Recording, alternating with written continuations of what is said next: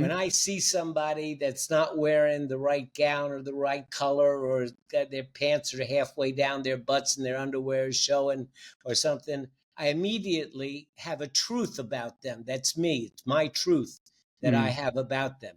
And the thought that I had and the feeling that I have in anything is all bobbled into one thing, and it's who I am. It's my identity. It's not the case. You're not your thoughts. You have thoughts. And what meditation is about learning how to step out of your thoughts. It's not to not have thoughts. It's learning how to step out of your thoughts and becoming reacquainted with the generator of your thoughts.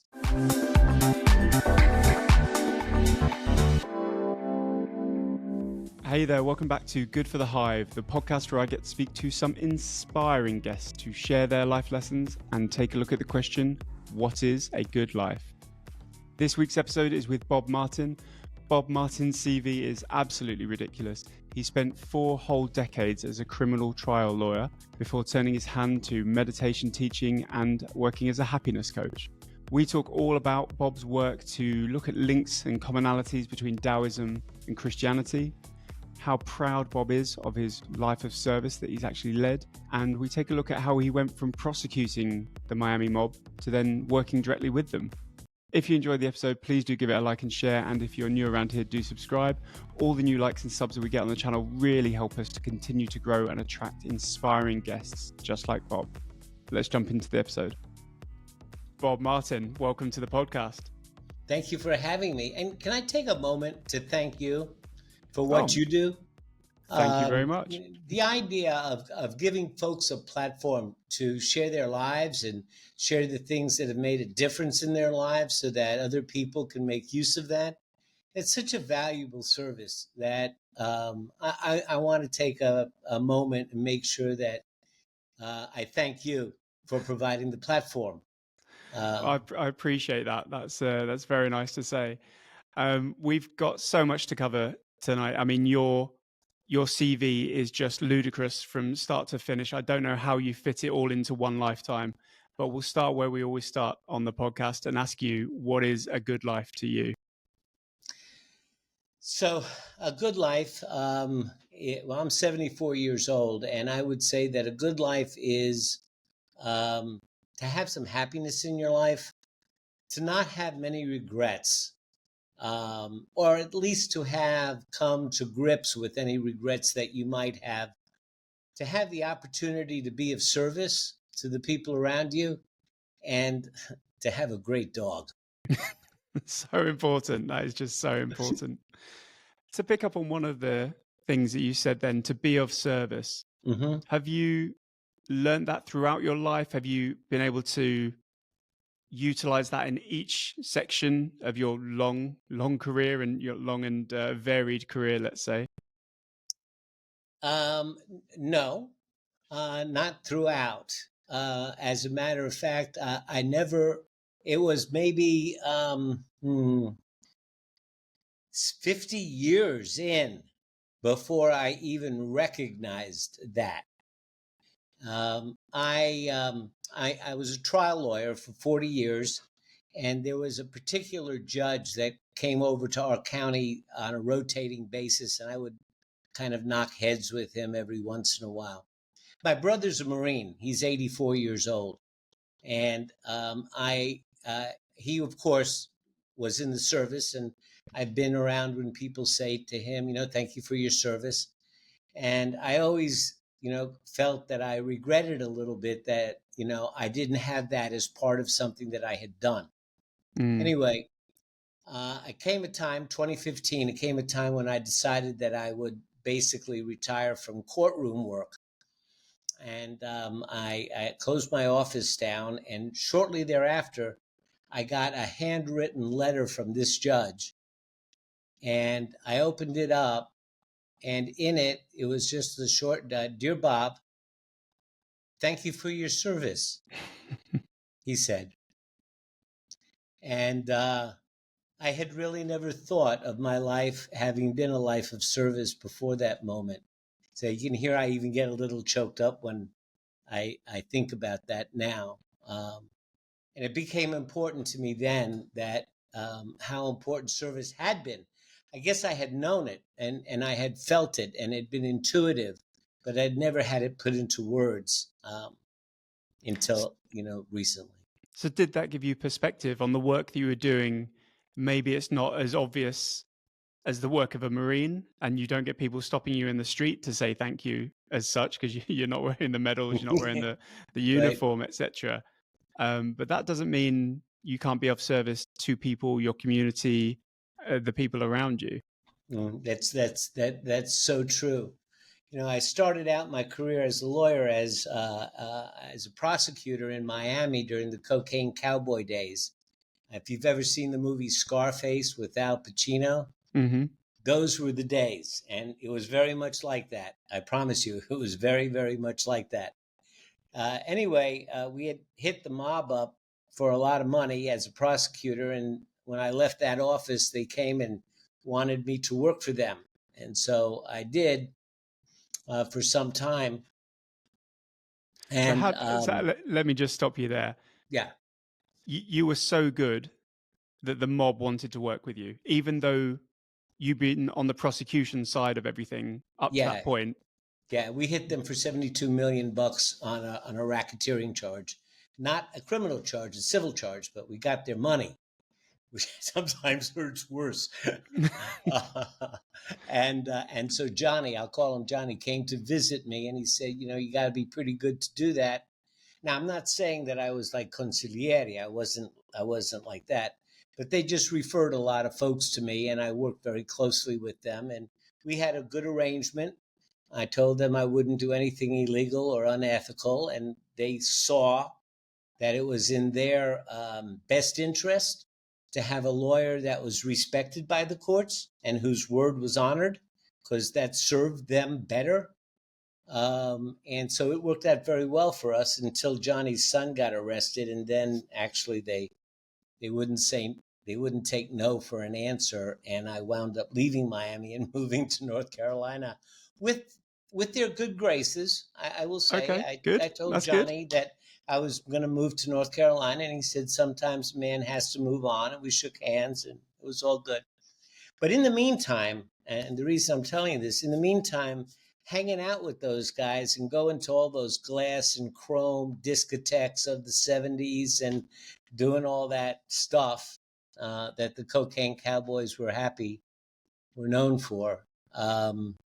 So my life was kind of going south, and my family life was kind of going south, and my feelings about myself were kind of going south. And I was seeing the therapist, and it turned out that my therapist was the English language editor for a 72nd generation master from the Taoist Shaolin Temple.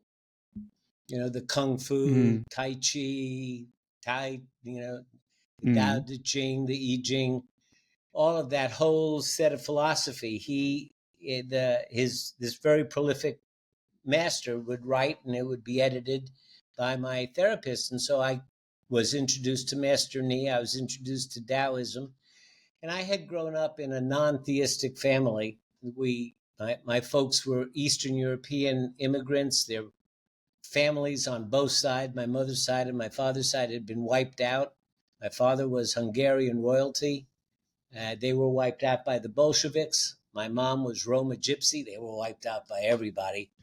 And so we just, didn't have a place for God in our lives. And so I'd never had been given any kind of philosophy where when we're born, we're not given a manual of how to live life. You don't get an operator's manual.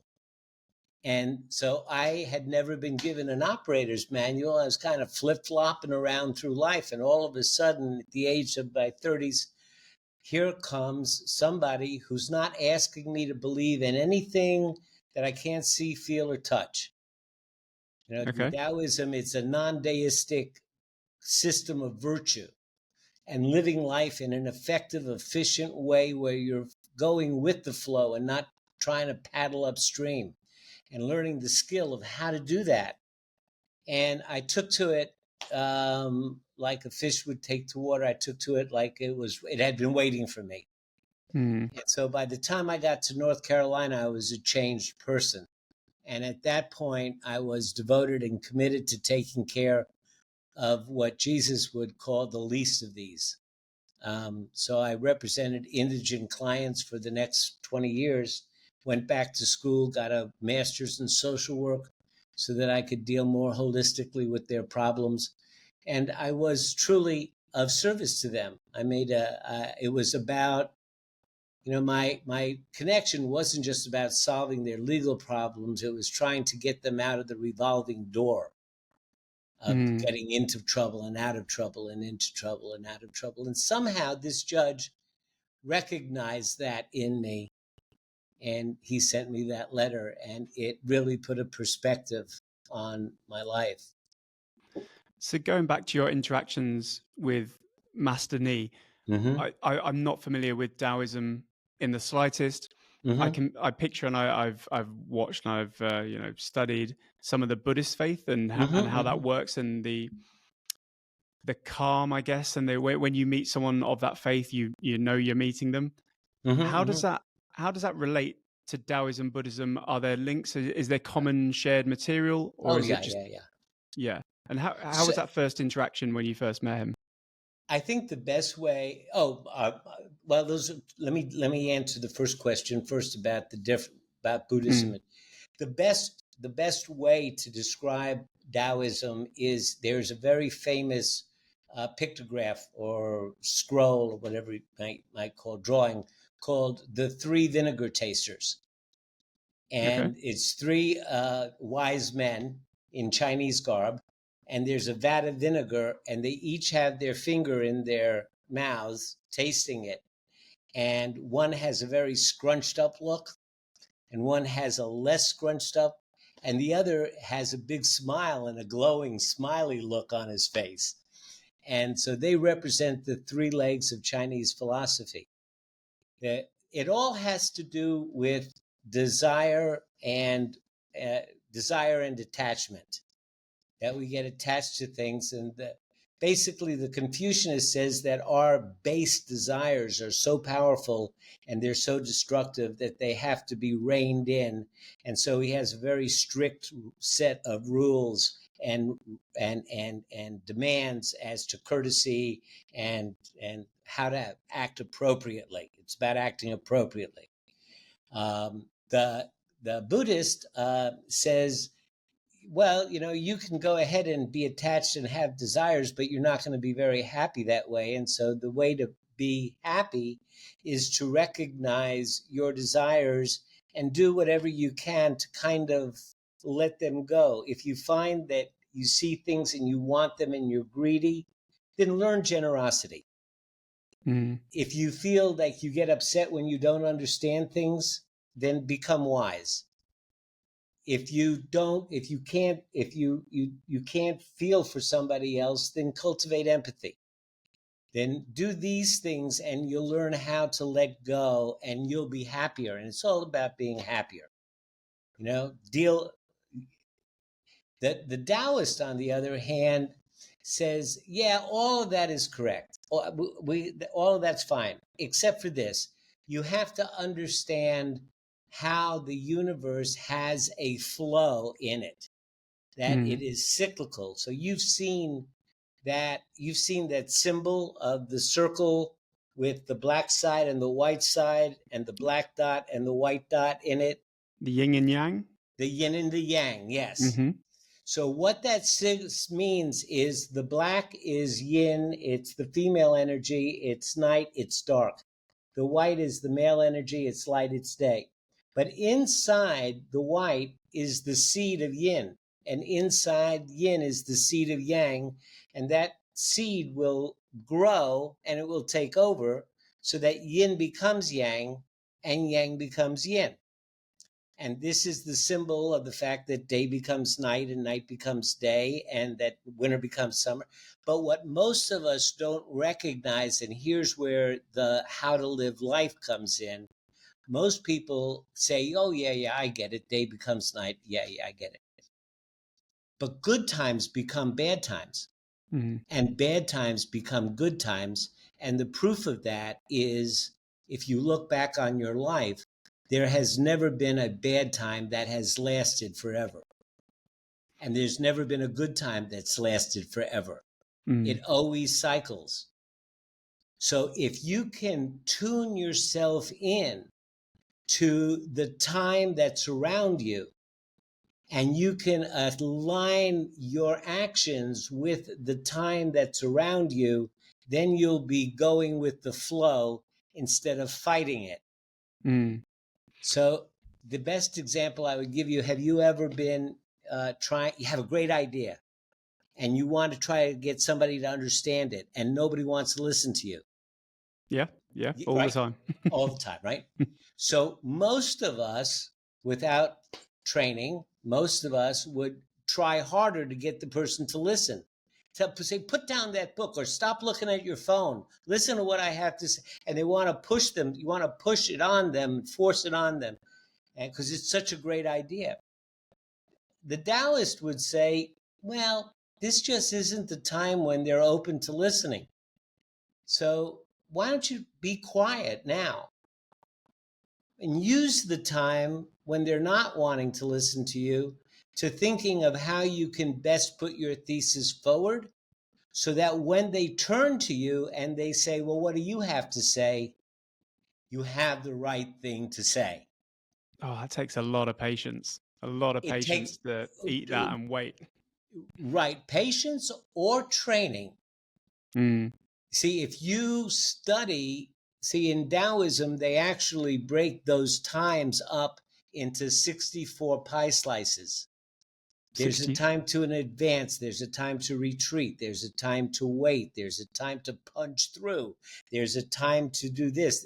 There are all of these different times in your life.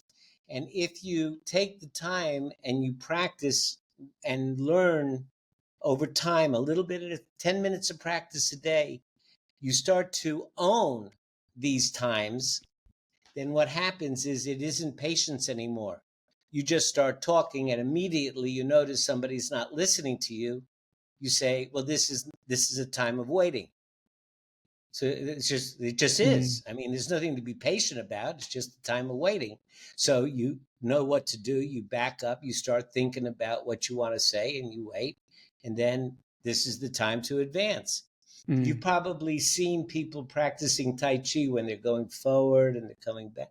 That is a physical representation of the emotional give and take of personal dynamics. Do you do Tai Chi? What does Tai Chi teach you? What do you get from Tai Chi? You get a physical embodiment of what it feels like to move forward and what it feels like to fall back. And by embodying that physical sensation, you start to get it in emotional, you get the physical sensation of that. And then when you're trying to push forward and it's a time to fall back, you can actually feel it in your body. Really? You actually feel this is not the time to push forward. It's almost as if you're out in the ocean and the tide's going in, it's going out. So you can certainly feel when the tide's going towards the shore. So you swim like heck.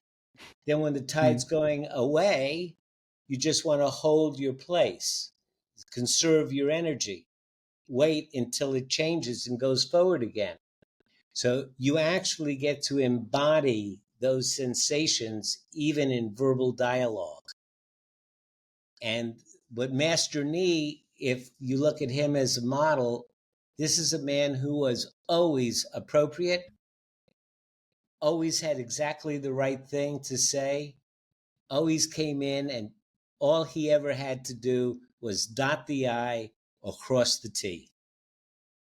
So what were your interactions with him like? Was there a conversation of, was it you requesting him to become your mentor, or was there an offer there? How did it come to pass that you fell under his mentorship?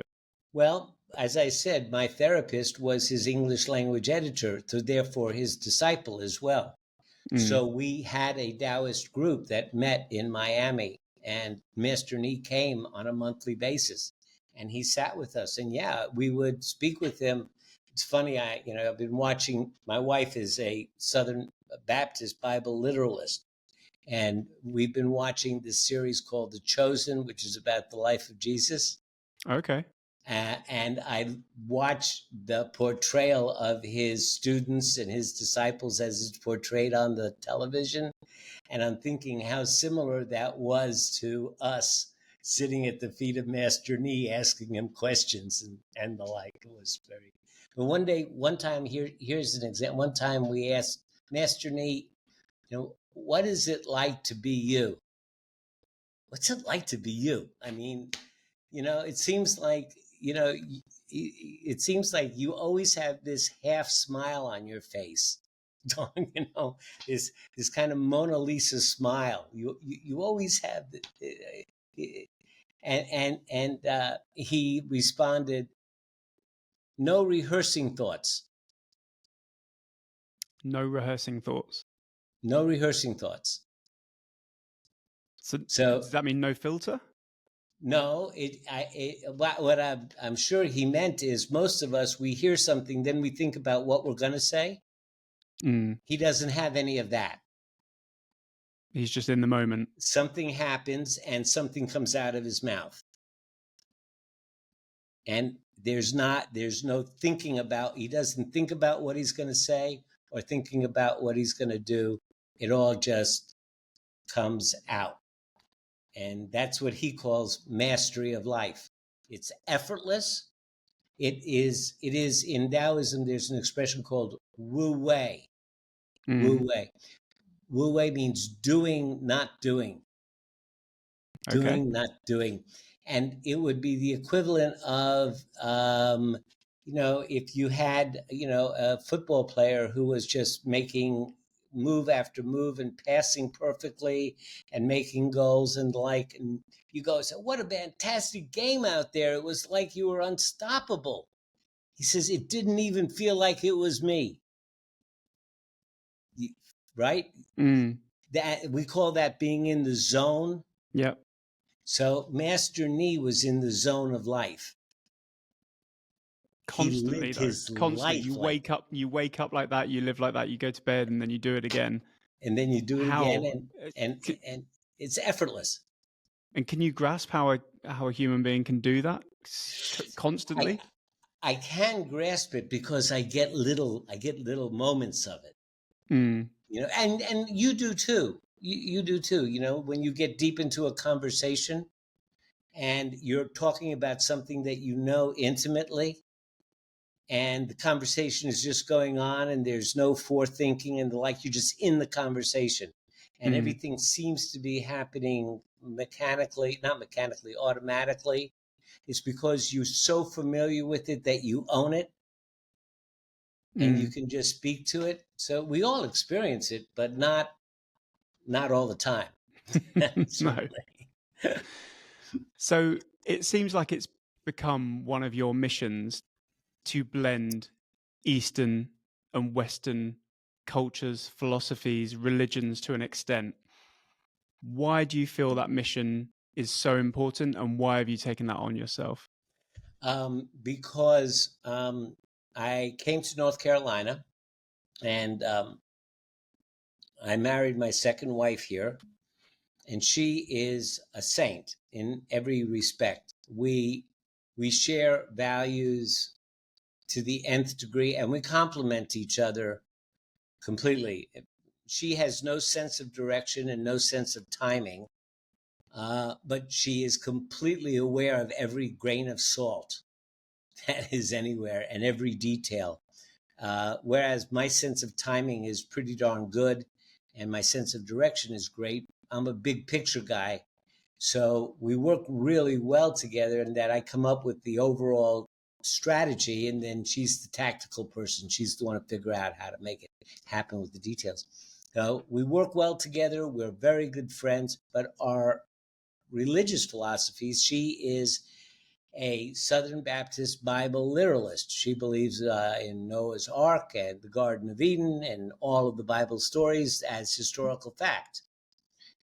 So the one area that we were not able to communicate was about our belief systems.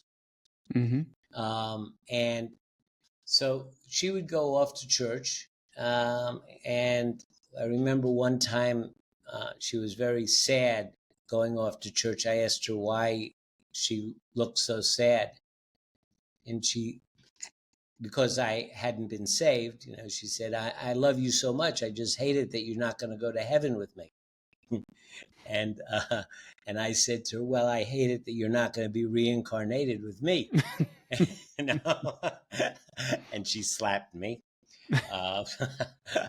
So we were apart on that, and I would listen to, and it's not like I was unfamiliar with the Bible or unfamiliar with the teachings of Jesus. I actually always was in love with Jesus in terms of master, like Master Nee, as one of the great wisdom teachers of all times.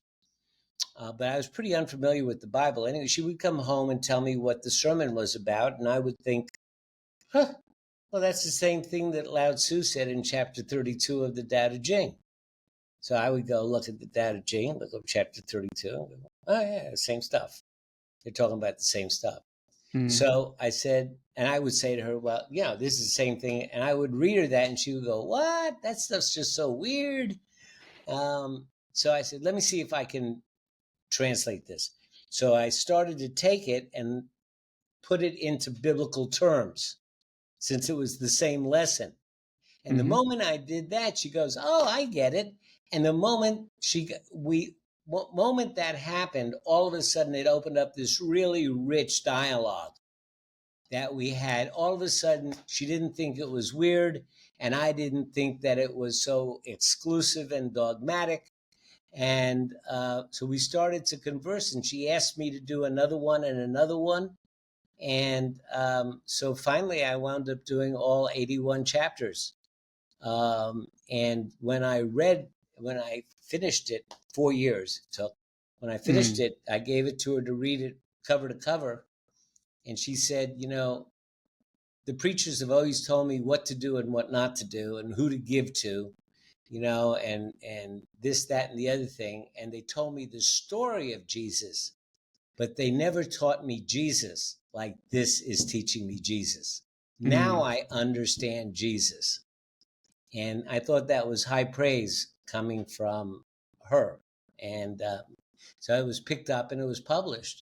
So I am getting letters now from folks who have purchased the book, people that I don't know. I'm getting letters about how they had turned their back on the church because of the exclusivity, or because the science didn't fit anymore, or because the my way or the highway attitude and the like. And they had turned their back on the church. And in doing so, they kind of turned their back on their relationship with the divine as well. And this gave them the opportunity to reestablish that communication and that connection without having to accept the institutionalization, of organized religion. And so they it is another example of being of service. And so this is the what's it called, the Tao Te Ching? The Tao Te Ching is the original book written by Lao Tzu 2,500 years ago. It has a really funny little story of origin as well. And that is what I turned into the book that I call I Am the Way, the Truth and the Life, through a biblical reimagining of the Tao.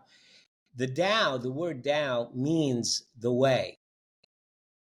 And so I thought that when Jesus says, I am the way, that it was a cute little coincidence. Was he saying, I am the way, or I am the Tao? So do you think these are these golden rules that are universal, that different cultures have picked up on and expressed them in different ways, and they have along the way become interfered with by human hands, as it were, Yes, to, yes. like you say, to make them dogmatic or make them my way or the highway, that sort of thing. But you've pulled out the common threads of each of them, and Taoism doesn't have deities.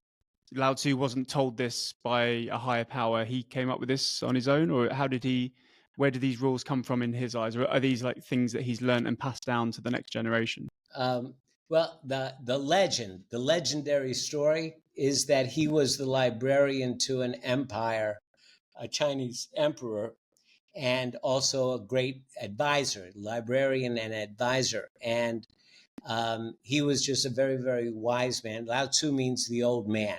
Uh, and he was giving advice about how to run a country and what leadership should be. Very, very, very same teachings that Jesus taught. It was a different operating system than the normal operating system. I mean, the normal operating system is, oh, Joe got the raise? Well, how come I didn't get the raise? That's the normal operating system that we live in. What Jesus and Lao Tzu said, no, when Joe gets the raise, be happy for Joe. Why miss out on the happiness? Why miss out on that happiness, you know? So the teachings are pretty much the same. So anyway, Lao Tzu was not being listened to, and according to the way of the Tao, if you're not being listened to, it's time to take a break. So he leaves and he travels. He decides he's going to go over and visit his friend in Tibet, the Dalai Lama. And he travels on down, and there's a passageway to get from China, to go through from China to Tibet, 2,500 years, 500 years before Jesus. And there's a fella there, a guard, and says, oh, I know who you are, because he always traveled on a water buffalo. And so I know I can recognize you from the water buffalo. He says, I know who you are. You're that wise guy. You're Lao Tzu. And I'm not going to let you leave with your wisdom. You got to leave it here. So he sat over on a rock, and he wrote down the 81 chapters of the Tao Te Ching, and he gave it to the guard, and he disappeared and was never heard from again, according to legend. So that's all we know about the origin of the Tao Te Ching. That's it. That's all we know. And the 81 chapters that have been passed down now, each and every single one you can find somewhere in the New Testament. Is that what you're saying? Absolutely. Yeah? Absolutely. As a quick example, Lao Tzu advises about leadership, his advice about leadership. He says, you should be called to leadership, regretfully, and only step up when called. The Bible says Jesus went where he was called. Lao Tzu says, when your work is done, you should withdraw from leadership so that your work endures. It's not about you, it's about the work that you do. When Jesus was done, he ascended. So there's a million of these in the Bible. They're not exactly the same. I can't say they're exactly the same because, look, the Daoism is non-deistic. And that would be too weird, wouldn't it? That they were too similar. Well, it's the stories and the teachings of how to live that's similar. You can't directly translate something from a non-deistic tradition into a deistic tradition. The only thing that is deistic about Taoism is Taoism does believe that there's a flow of energy in the world. And this, like yin and yang, are two polar opposites, and one's negative and one's positive, and energy is necessary to have the negative and the positive in order for the energy to flow. Taoism believes that long before they knew anything about energy. That is what Taoism believes. So you want to call that if you want to call that the divine energy, you may. The interesting part about it is, though, that the moment you say negative and positive, you're already thinking good and bad. Mm-hmm. Okay? But in Taoism, negative and positive are only referring to the poles of a battery. Right. You can't say that the negative pole of a battery is the bad pole. You wouldn't say that. But Taoism does say that human beings perceive negative energy as uncomfortable. And we perceive positive energy as comfortable. But we should look at it differently. So for example, if you ask a Taoist about what does gay mean, for example, nice controversial subject, right? Yeah, let's go for it. What does gay mean? A Taoist would say, okay, well, all of us have male and female energy within us. I mean, we all have that part of us that needs to get things done and to be able to punch through and have some aggressiveness. When things need to be done, we need to do it. If you're overly aggressive, though, then all you do is make swords and eat red meat.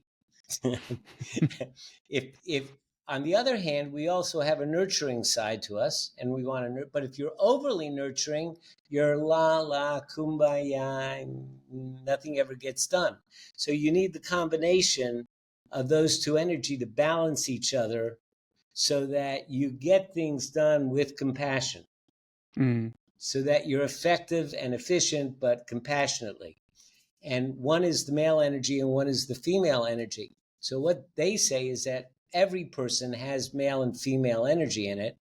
And they say that normally men have a little bit more male energy than females, and females have a little bit more female energy than males, which is your traditional male and female stereotypical behaviors. But they say a gay man has very little female energy. And this is just the opposite of what you would think. He says gay because you would think that many gay males seem to be effeminate. But if you look at that effeminism, it's not very authentic effeminism. And so what the Taoist would say is that the gay man is not balanced to the extent that the amount of female energy that they have is not enough to be able to relate well to women. In other words, in order to relate to a woman, a man has to have a certain amount of female energy so you can relate to the woman. The woman needs a certain amount of male energy to relate to you. So they say that gayness is simply just a matter of not the balance of energy, but just the quantity of the different energies that's in the particular person and how they manifest. Okay. It's completely non-judgmental. Yeah. So one of my previous guests, Ashley Brothers, as part of her definition of what a good life was to her was, of all the other things that you need, she also believed that you needed something, a higher power to look to.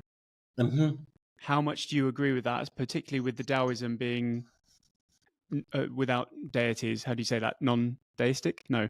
Yeah, non-deistic, yeah. Non-deistic, yeah. Do you agree with that? Is that important to you? I do, and at the same time, the specifics are way above my pay grade. What that looks like, truly is the mystery. And I mean, some people think of God as an old man with a long white beard, and other people just see it as a mystery. My own experience tells me that the greatest joy and what I want to have more than anything else in my life is a sense of being connected to something. And the more I look at it, I feel that there are times when the wind blows through me, like I'm not here, that I have the I has kind of melted into some greater, I don't know, consciousness. I don't know. But it's interesting. There was a book somebody wrote called The Heart's Code, and they were finding that the electrical activity of the code is actually a thinking electrical activity, that the heart is actually a thinking organ, and it projects its energy out. And that we all are bathed in each other's electrical fields. Yeah, no, this is exactly what Ashley was talking about, and the size of the electromagnetic field being so much greater than the brain, and the distance that it sort of spreads out from ourselves, and there's neurons in the heart. There are neurons in the Yeah, heart and I did not know that. neurotransmitters that flow through your brain, and the vagus nerve, which attaches to your brain, flows all through your organs. And so when you say, if my heart was broken, that's more literal than you have any imagination. And of course, in learning to meditate and teaching meditation,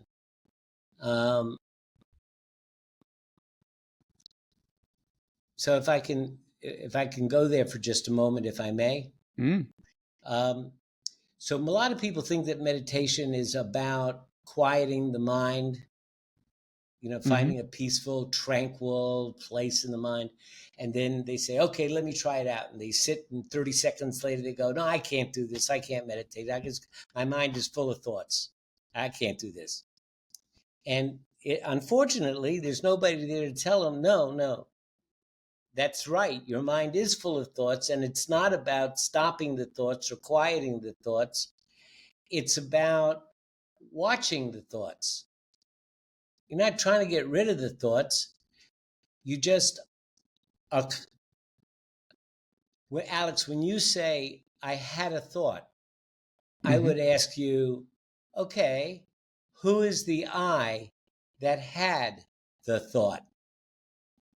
Because you said, I had a thought, which means I am not my thought. Yeah. I am something that created my thought. But most of us, we are our thoughts.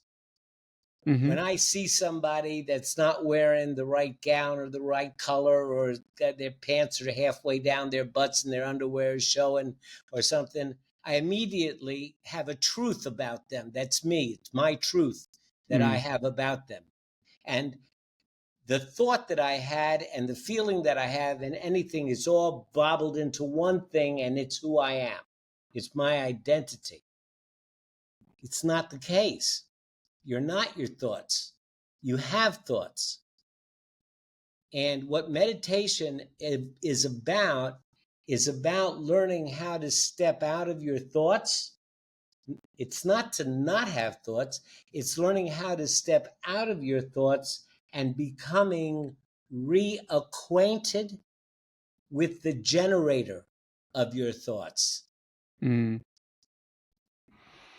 you kind of get that? Yeah, no, I want to delve into this a little bit more. Uh-huh. So through various experiences that I've had and speaking to different people, I'm getting this vague idea that we have this idea of self, or whatever you want to call it. Psychologists would call it something different to Buddhists potentially, and Christians and everyone else. But you have this internal you, this essence that is you.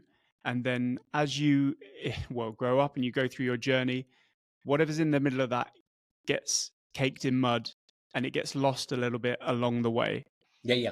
And be that changing your personality to fit in with a tribe, even if it's children, if it's adults, whatever it is, you change, and you lose that essence of what you are. And then through potentially meditation, some people do it through drugs, through various different ways, you have a chance to recapture your original essence and who you were and what you originally were before you put up all these barriers and you started changing and adapting and being what other people wanted you to be rather than what you actually are. Is that complete nonsense, or have you come across that? What do you think of that? That is perfectly said.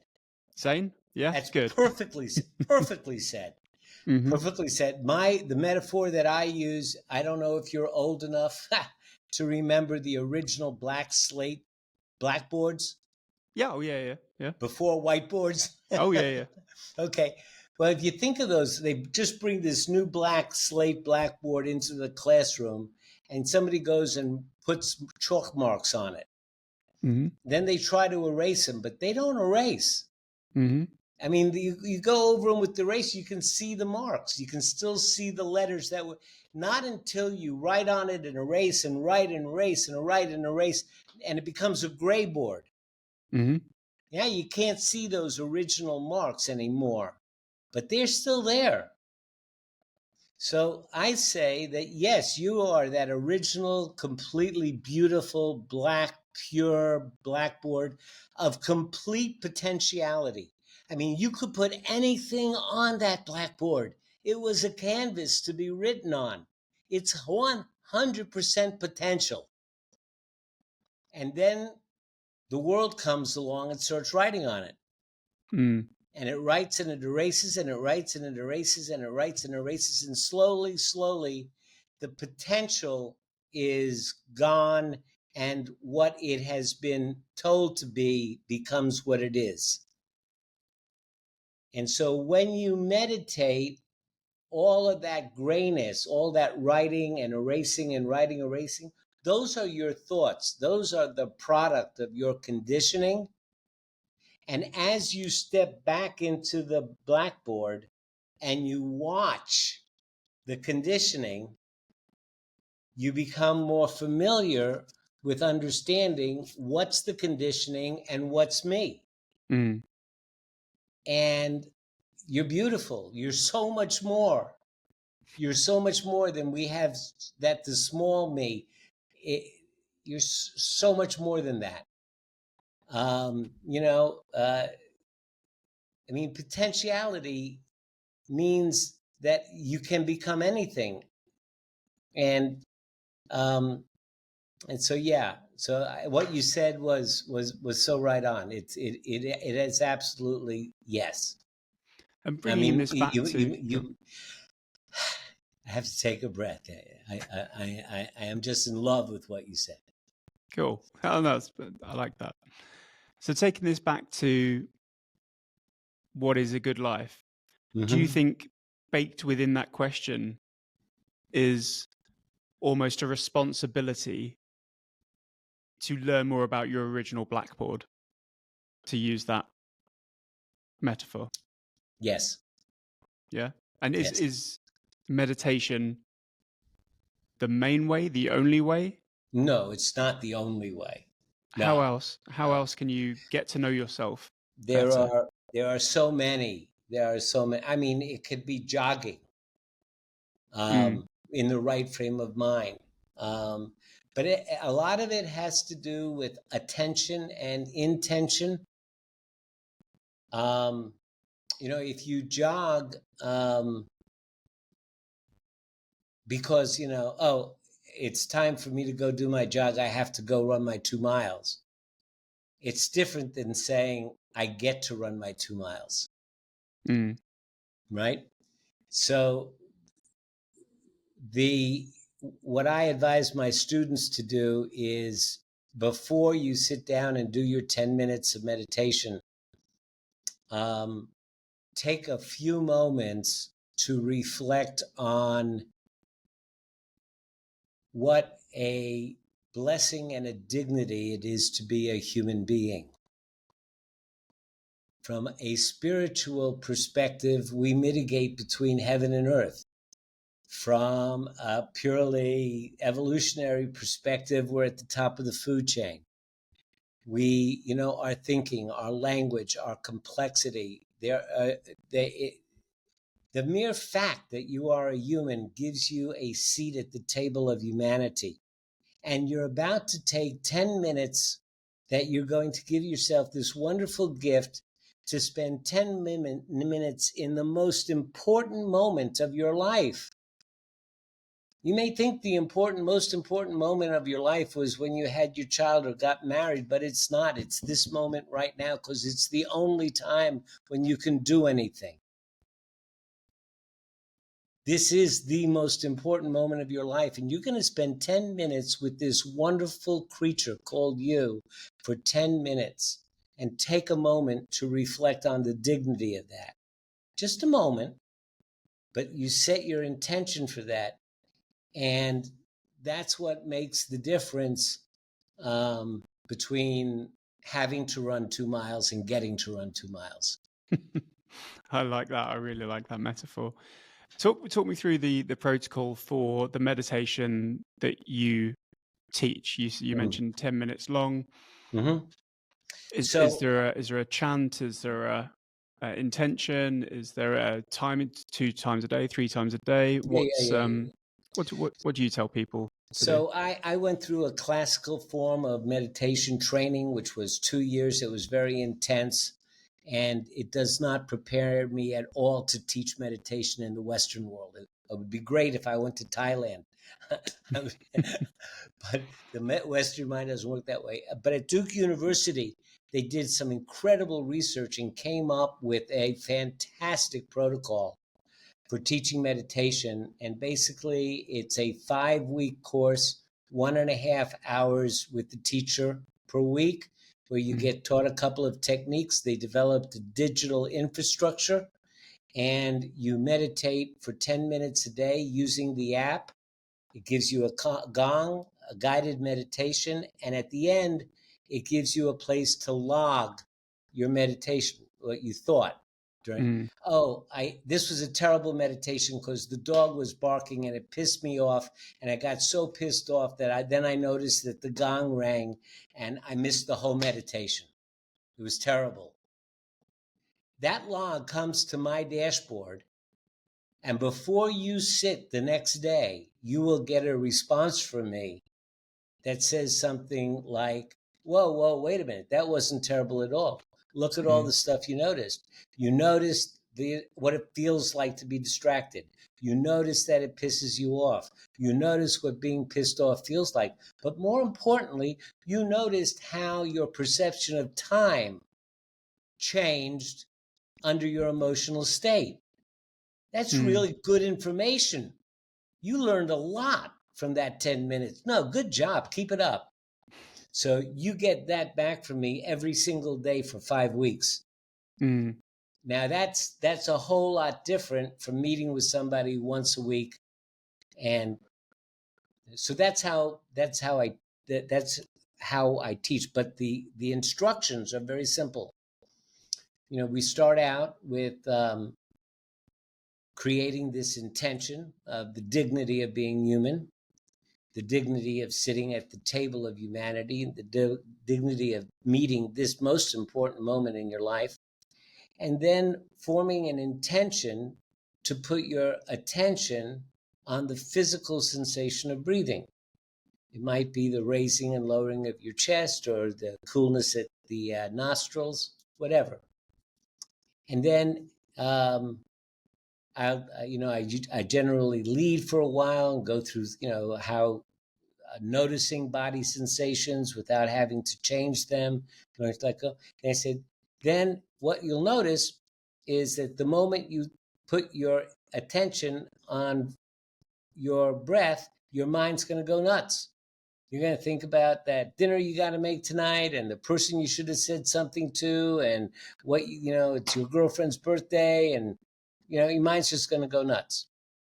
But because you formed the intention to put your attention on your breath, your mind will wake you up and it will say, oh, you're not paying attention to your breath. Your own mind will do this. Like when you're listening to somebody and you notice that you stop listening to them, right? You had formed the intention to listen to the person, and then your mind wandered off and your mind woke you up. Everybody thinks that meditation is about being able to stay on the focus. It is not. Meditation doesn't happen when you are breathing out. It doesn't happen when you're paying attention to this. It doesn't happen when your mind is wandering. The healing occurs when you wake up and you return and begin again. That's where the meditation occurs. It's when you go, oh, I'm not paying attention to my breath. And then I say, let me go back and start over. And you begin again and you pay attention. And then your mind wanders and you wake up and you return. It's in the waking up and the returning. Because in the waking up and returning, what you're doing is you're dealing with your own judgmentalness. You're dealing with your own perceptions of what should be. You're beginning to separate yourself from your thoughts. There's a number of skills that are developing when you wake up and you can come back and begin again. And again and again. And if you have to come back and begin 1,000 times, you come back and begin 1,000 times. It ain't no big deal. That's the practice. But in that whole process, you learn how to let go. You learn how to be with your thoughts. Then there are other steps, but that's where we begin. So in your life, what has been the biggest benefit that you've noticed as a direct result of your meditation practice? Well, as a trial lawyer, it was the you become real familiar with your own body sensations and thinking and the connection between your body sensations and your thoughts. And so you begin to think with your body. So if somebody's up on the stand and they say something and it would pull a trigger or flip a trigger, or most of us say our antenna would bristle. I would say that my antenna is a little bit more sensitive than most folks. I pick up on that stuff more quickly. But the real benefit of it is that I get to enjoy and experience the entire breadth of living. I can grieve, I can be angry, I can be sad, I can be joyful. All the while, I can watch myself being joyful and grieving and being angry. So yes, I'm angry, and at the same time, I'm really not angry. That observer, that place where I separated myself from my thoughts and I step back and I watch my thoughts, now I can watch myself be angry. I can watch myself grieve. This makes me not afraid to grieve. It makes me not afraid to be with somebody else's suffering. And because I'm not afraid to be with suffering, it allows me to be more compassionate. It allows me to be more empathic. It allows me to be more connected. And then we've come full circle back to that original question of, do I believe in a deity? And it's all about connection. And to link this to your wife, does your wife meditate? No. Because that's not part of Christianity. No. They don't really talk about. No. They talk about compassion. They talk about everything, a lot of other things, but meditation just doesn't seem to have, but it seems so important for so many other people. It's quite strange. And does she not see the benefits that I mean, obviously you picked the right time to tell her, because otherwise she's not going to be listening to you. But yeah. So I asked her once, please, I want you to come to one of my lunch and learns where I explain it to people. Please. She did. She came. I said, well, what'd you think? She goes, do you know how many tasks I could have accomplished in that hour? I could have done this and this and this. It's just not her thing. Her thing is having her to-do list and accomplishing her tasks and noticing things and putting them right. And so that's her thing. One time we started to get into a scientific question about Noah's Ark. And she looked at me and she said, look, Bob, it's what I grew up with. It works for me. And I go, okay. Dangerous ground there. Dangerous ground. we just leave that alone. Yeah, no, that's probably best. Yeah, right. Best don't open Pandora's box on that one. Moving on to your, so amongst many of the other careers that you've had and job titles that you've had, happiness coach. My first question is, Why do you think the world needs happiness coaches? Why is it so tricky to be happy? Well, there's actually a brain science answer to that question. Go on. If I could, I mean, and then there's also, there's also just the philosophical, but there is a brain science answer, and that's this: that your right prefrontal cortex, if there is more electrical energy, neurons that fire together wire together. And the more that neurons are stimulated, the more thoughts run through, the more neurons get connected. And the more they get connected, the less resistance to thought there is, so the more thought there is. Okay. Okay? You can think of it like the filament of a light bulb. If it's very thin, there's a lot of resistance. And so it glows, but a thick cable would have no resistance to that electricity running through it, right? Right. And the way a thin neural pathway with a lot of resistance, the way that feels, it feels like, I don't like math, or that's hard for me to think about. That's what it feels like. But the thicker those get, the easier it is to think that way. And most of the fight, flight, parasympathetic nervous response is all in the right prefrontal cortex. The left prefrontal cortex, is the parasympathetic nervous system, and that is your rest and digest and creativity and see the world more broadly side. Now, the world gives you plenty of stimulation for your right side. I mean, the news is full of it. You have deadlines. You got buses to catch. You got forgetting the stove is on. I mean, you got all life gives you plenty of stimulation for the right side. It doesn't give you, the world does not give you all that much stimulation for the left side. And if you have too much right side stuff, they can predict now, like in the 80s, the percentage is somewhere in the 80s. They can predict that you're going to be cynical, pessimistic, caustic, sarcastic, those kinds of qualities. If there's more electrical activity on the right side, there's more activity on the left side, they can predict you're going to be optimistic, see the glass is half full, and all that. The idea is that you want balance in your life, okay?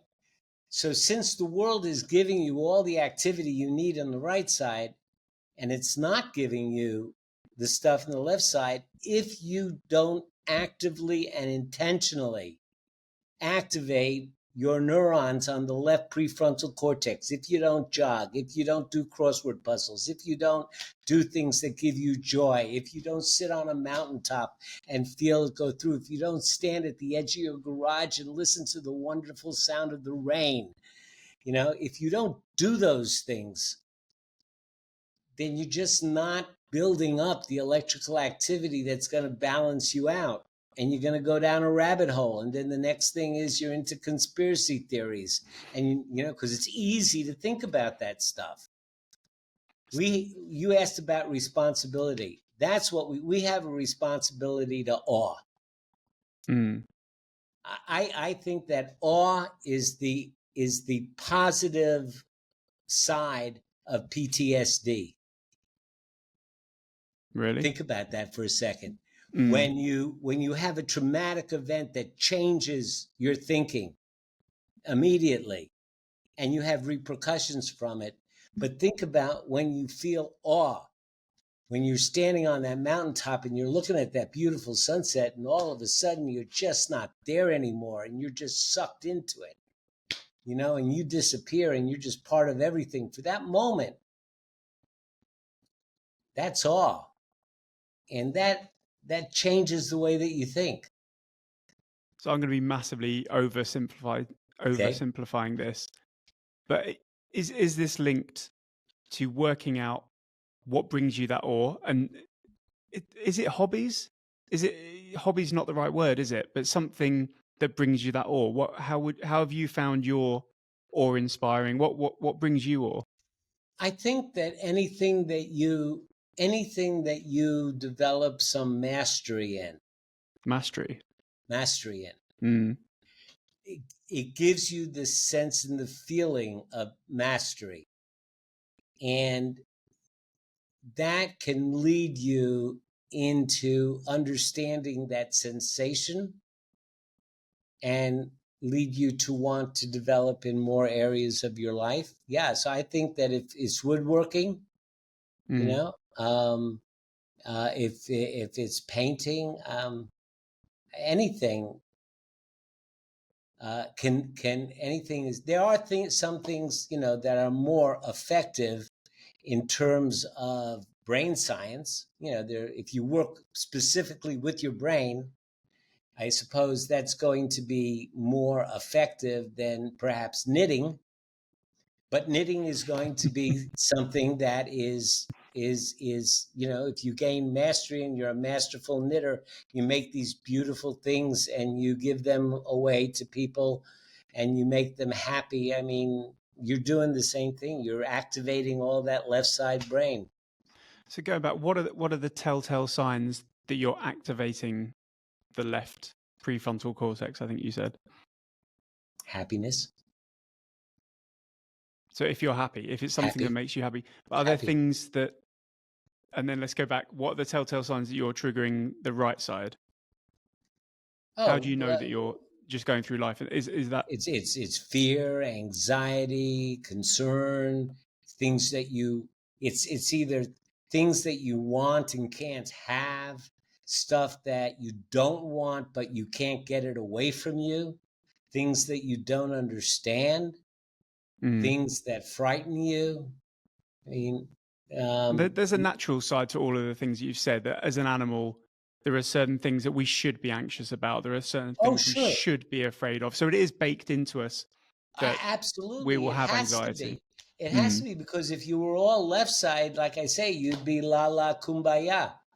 You wouldn't survive 5 minutes. So this is what makes us human, that we have the capacity to think this through and balance out the other side. Because not only if we're looking for balance, you could do nothing to the right side, just live your life and know that these things are going to come up, and do what you can to trigger the left side of your brain. Is another way of looking at it, is reducing the amount of right side triggering that we allow to come into our lives. Yes, you said that again. You said that beautifully, because there are two main theories. One theory, both theories say that it is extremely difficult to reduce the electrical activity on the right side. You can't stop the negative thinking. Okay? There are two theories, though. You can balance it out by increasing the left side. And the other theory is that the left side actually is like a governor on a car. It like acts as a control mechanism for letting the right side run away. I don't know which one of those fits a little bit more. So does it, to use a completely different metaphor, is it like a muscle that you need to train to control the other side? That's the one theory. The other is to balance it out. Right. Yeah, it's like, if you're always going to the gym and you're always doing curls and you never do anything for your triceps, it's going to be, you're still going to be weak. It's just that you can pick certain things up, but you can't push anything away. You need both.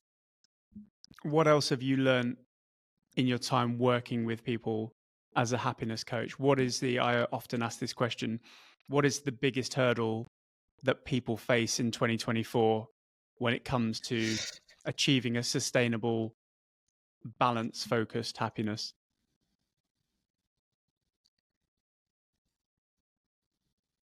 The idea that you're not your thoughts. Yeah. That's the big thing. I mean, that's the big aha moment. Usually comes in the second week, of that 5-week process. It comes in that second. I can say to people, you're not your thoughts. But then all of a sudden, when, like I told you, the main protocol, once you've got that skill down, the next protocol next thing that we do is we start labeling thoughts. So we start labeling. So then you have an intention to put your attention on your breath. Your mind wanders. It starts having a thought. Then I notice the thought, and now I label the thought. That's a betting thought, or it's a projection, or it's a rumination, or it's a regretting, or it's a graciousness, or it's a forgiving talk, or you just start labeling them, and it starts to organize them. But in that process, at some point, all of a sudden, you can't tell somebody. I know I'm stumbling with this. It's a little hard. You can't tell somebody what it's like to connect to the database, to your database, to connect to the originator of the creator of your thoughts. You can't tell somebody what that feels like. But at some point in the practice, they feel it. And all of a sudden, then they know that I am not my thoughts. It's when they feel that, when they feel like they have connected to themselves.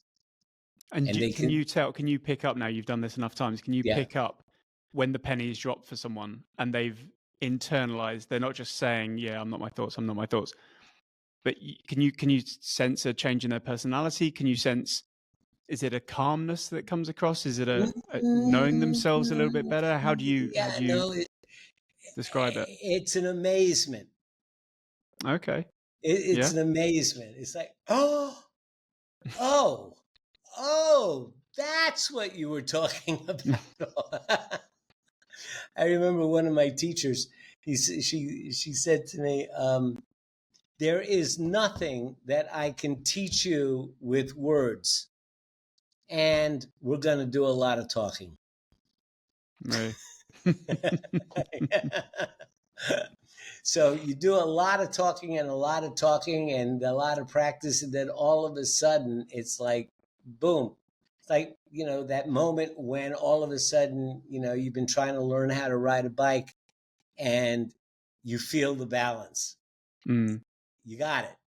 You get it. Shifting the focus a little bit now, you've also, to add another string to your bow, as it were, works as an addiction counselor. Yes. You mentioned it briefly before about limiting thoughts, negative thoughts. How do you feel that they play a part when it comes to some of the more severe addictions that we're faced with these days? So, I've worked with I've worked with a lot of folks with addictions and with weight. I've lost 65 pounds myself, and I've worked with people that are clinically depressed and the like. And it's always an area to be a little bit careful with in meditation, because meditation is not a weight loss program. And it's not a sobriety program, and it's not counseling. But it does turbocharge those things, because all of those things have something to do with your thinking. Right? So, if I'm sitting at home and I'm not really hungry, but I'm bored and I'm thinking, what do I want? I want to eat something. I wonder what's in the refrigerator. And now I start to get obsessive with that thinking, and the like, or, I'm depressed and my one thought leads to another thought. So all of those things are, thought generated. Now, I'm not a brain scientist. I've taken some information so that I can talk about it with some rationality, but I don't practice as a therapist and the like. But if I can teach you a skill that helps you to be able to observe your thoughts, recognize your thoughts, detach from your thoughts, and work with your thoughts, then the therapist or the weight loss counselor or the addiction counselor or the Narcotics Anonymous group have a lot more access to your inner thinking than they would otherwise have. So, it turbocharges that. It gives, because all of those things, I mean, in Alcoholics Anonymous, they call it stinking thinking. Stinking thinking. Stinking thinking, yeah. It's that Right. I got to have a drink, I really want to have a drink, or that son of a bitch did this to me, I deserve a drink, or poor me, why, that's all.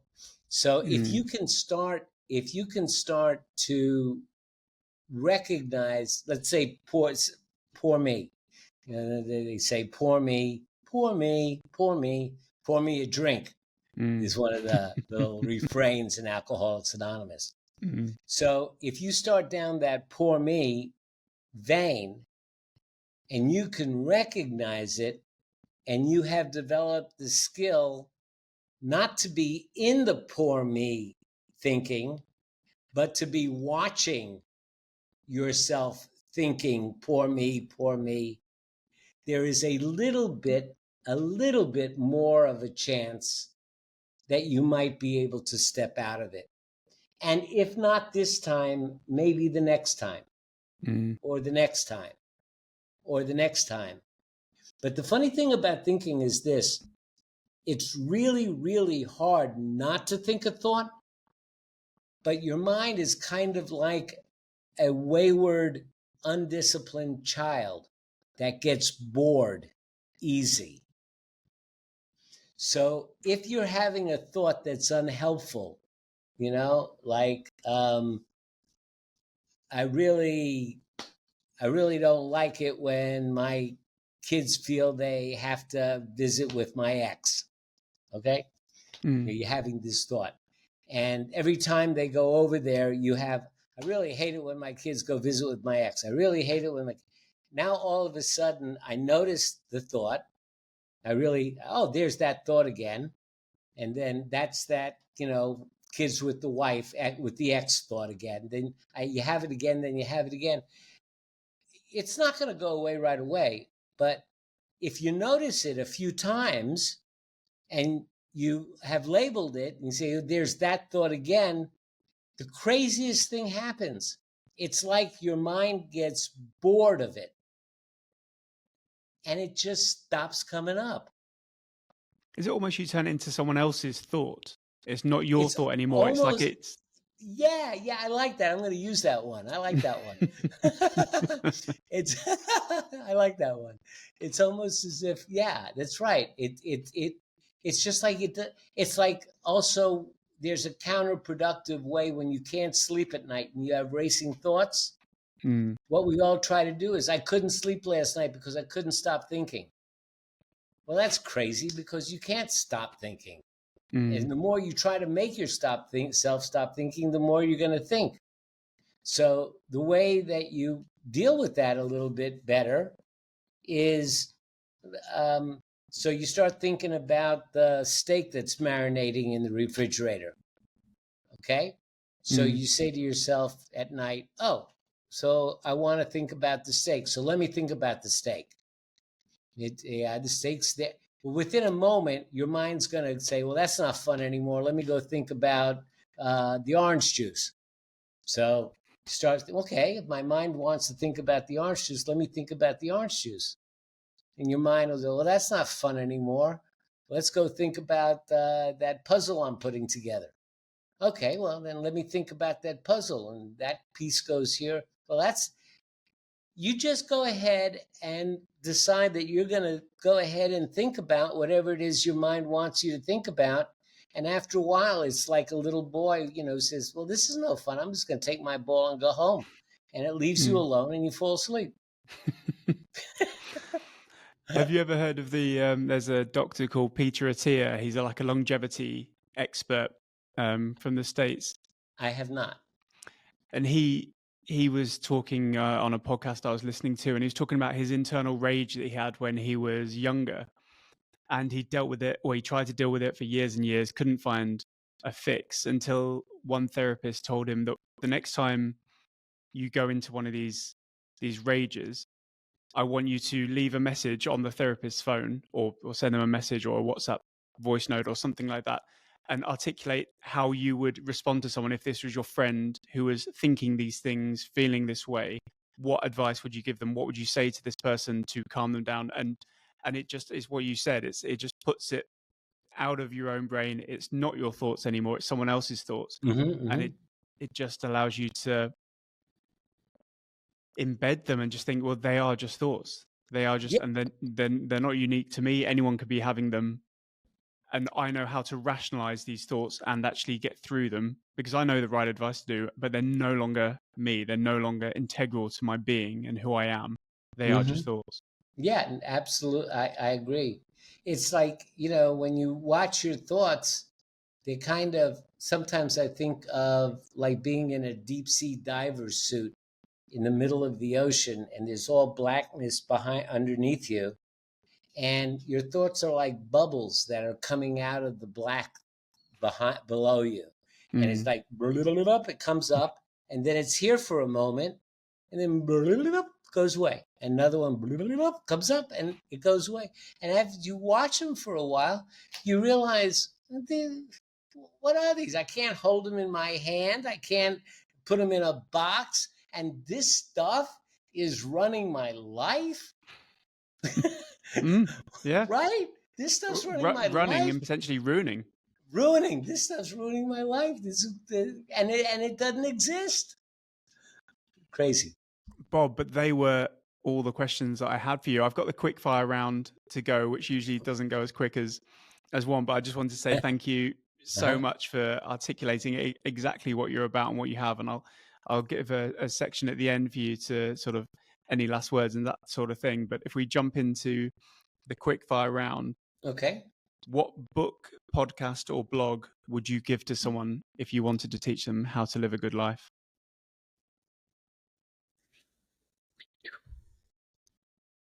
And you're not allowed to say your own book, by the way. We'll punt that at the end. The one that comes to mind is The Road Less Traveled. Who wrote that? I'll put it in the show notes. The Road Less Traveled. That and Man's Search for Meaning by Viktor Frankl. Interesting. So we'll start with The Road Less Traveled. M. Scott Peck. M. Scott Peck, yes. What is that? Tell me about that book. Is that one that you've read recently, read early? Oh, had a big impact on you? Many years ago. Yeah, it's just the whole idea of short-term versus long-term gains, and taking sometimes the more difficult road actually becomes the easier road. That whole sphere of things, and Man's Search for Meaning was very impactful by Viktor Frankl, in terms of putting forward the idea that maybe life doesn't have a meaning, and therefore you can create whatever meaning you want. It's a book that freed me up from believing that there was some preordained purpose or meaning in my life, and allowed me to create my own meaning. It's quite a short book, isn't it? I think I owe it a second read because it is one of the modern cornerstones of CBT training. Yes. And Stoicism. There's a lot of Stoicism in there. Absolutely. Well, since you mentioned CBT, I just want to go back to one of the benefits of meditation. I mean, you connect meditation with CBT. I mean, what's CBT? It's something happens, you have a thought, the thought elicits an emotional response. The emotional response creates your actions and your thoughts afterwards, right? So if you have your CBT therapist that's working on that process, and you're learning the skill of being able to catch the thought, being able to catch it, because it's only here and gone in a fraction of a second. So if you develop the skill of being able to catch and recognize the thoughts, then it turbocharges CBT. Really? Have you studied that? What came first? Did this come through your meditation practice, or Well, I actually work with the CBT therapist. for yourself? And we have no. I mean, some of my clients, they're seeing a CBT. He refers them to me. I refer them to them if they're clinically in need of therapy. And we've done some wonderful work together. And he says it's amazing how much quicker the progress that my clients make when they take a little time during the week to actually watch their thoughts. They're always trying to write a journal. They're trying to always work in reverse in CBT. I say, here's a journal. When something happens, write down the thought. And so they got to think back to what the thought was. Meanwhile, you're training them to watch the thought when it happens. And we do leapfrogs over other clients. It's incredible the progress that those two things combined can make. Really incredible. So I'm sorry. No, that's really good. And if I was going to recommend another book, a novel, I would recommend To Kill a Mockingbird. Really? By Harper Row, yeah. Because there's a word that I've coined, and it's kind of like, if I want to be something, that's what it is. Okay. And that term is humble heroism. Humble heroism. And that book defines it. Really? Do you know that in the American Movie Institute has a list of the 100 most popular superheroes? Right. Okay. The number one most popular superhero in the list by the American Movie Institute is Atticus Finch, the lawyer in To Kill a Mockingbird. This links back to your life of service. Right. Humble life of service. I think reading that book at an early age set me on that path. Really? I really do. Okay. What was the biggest light bulb moment where you learned something really important about yourself?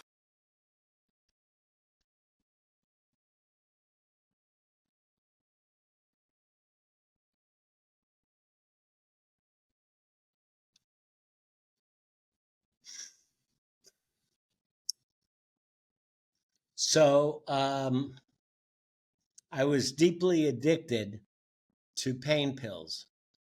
Okay.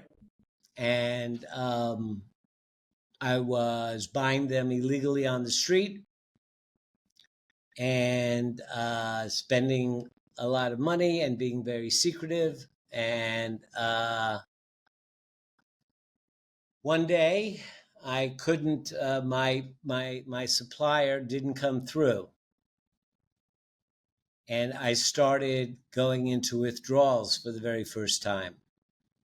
What's that like on pain pills? Withdrawal from pain pills? It is, you want to die. Your stomach ties up in a huge knot. You're puking. You have diarrhea. I'm sorry to say it this way, you're pissing out of your butt. You're puking. Your nose is running. Your eyes are running. You're sick. You want to die. And that was the first time that I was able to stay high for so long that I'd never get into withdrawals. And I mean, to answer your question honestly, I was sitting on my bed and I said, well, I guess I'm addicted. First time you admitted that to yourself. Yeah. So you want to talk about a big light bulb moment? Yeah, that was it. That was hitting bottom. Oh, fair enough. Slight change of tack now. Of all of the skills, that you've developed in your life, not ones that you were born with, all the ones that you've learned or developed or worked on, which one do you consider to be the most important?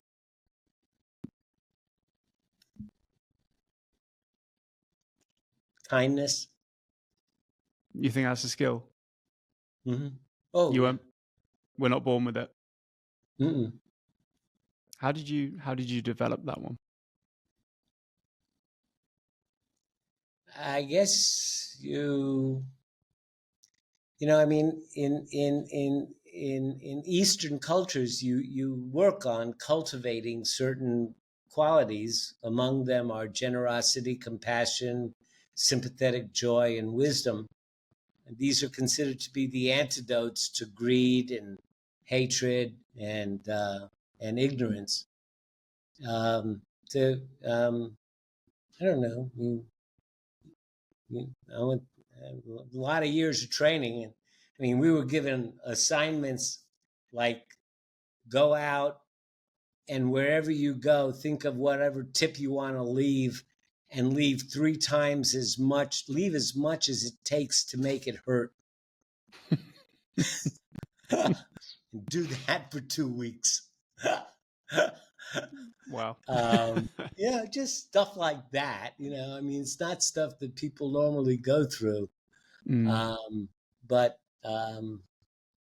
you just you just see there's a you suffer, and you see other people suffer, mm, and there's something, I don't know, for me it feels like there's a third arm that I have that reaches out from my chest that wants to just touch and make somebody more comfortable, mm. It goes back to that word connected and connected. connectiveness that's so important Connectedness. to our collective happiness. Yeah. What's been your best mistake?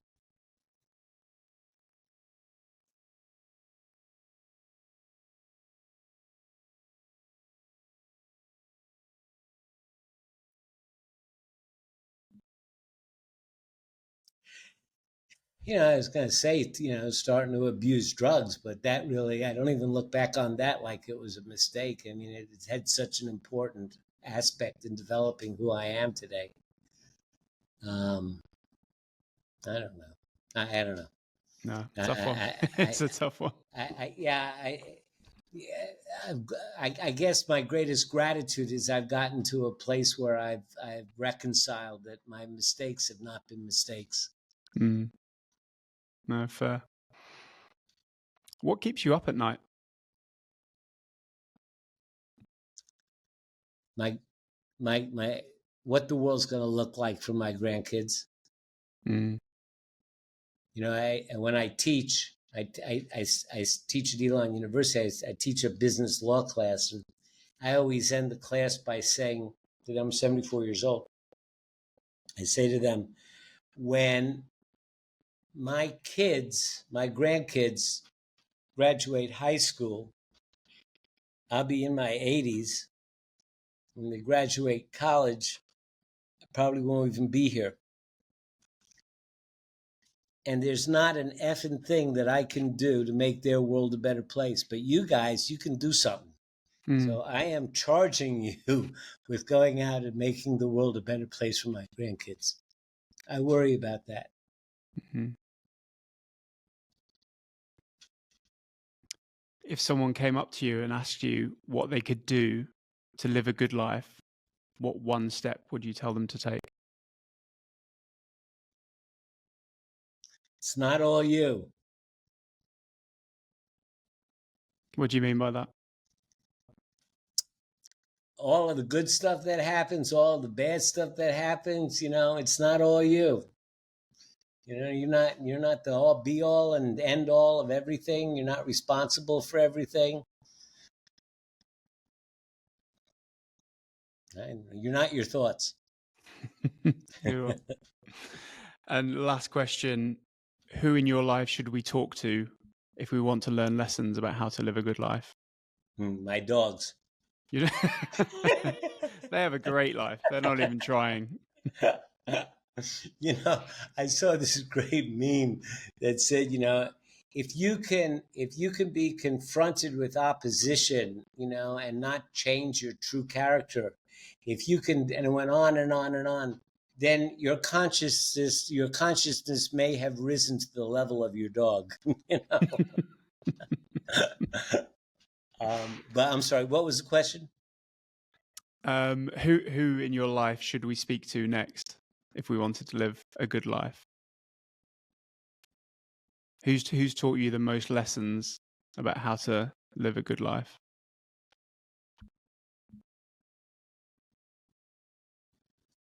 Old folks. That's the only thing I can think of. Mm-hmm. Just talk to old folks. They want to talk to you. They got stories to tell. Each one's like a book. Everybody's got their stories. That's nice. I like that. Well, Bob, thank you so much for your time today. Is there anything, lastly, that you'd like to leave the listeners with before we sign off tonight? Well, I would like to tell them that if they're interested in meditation and they'd like to know a little bit more about it, I've written a short little ebook, 45 pages. And if they send me an email, it's free. And it's called Is Meditation for Me? What it is, what it's not, and how to do it. And it's full of little funny memes and stuff. And it's a fun little pamphlet. But if they want to know a little bit more and dispel some of the myths around meditation, I'm happy to send that to them. So they can just send me an email, and I'll be happy to send it to them. And is that the same link to get through to your digital course, or is that something completely separate? They can get it all through they can get that through my website. At my website, there's plenty of contact information there. They can find, my books are, everything that I do is on my website, which is awiseandhappylife.com. Brilliant. I'll link that in the show notes below. Yeah. Well, Bob Martin, thank you so much for coming on the podcast. And Alex, thank you for doing what you do. Again, let me thank you for giving us a platform. That's amazing. Thank you. Share.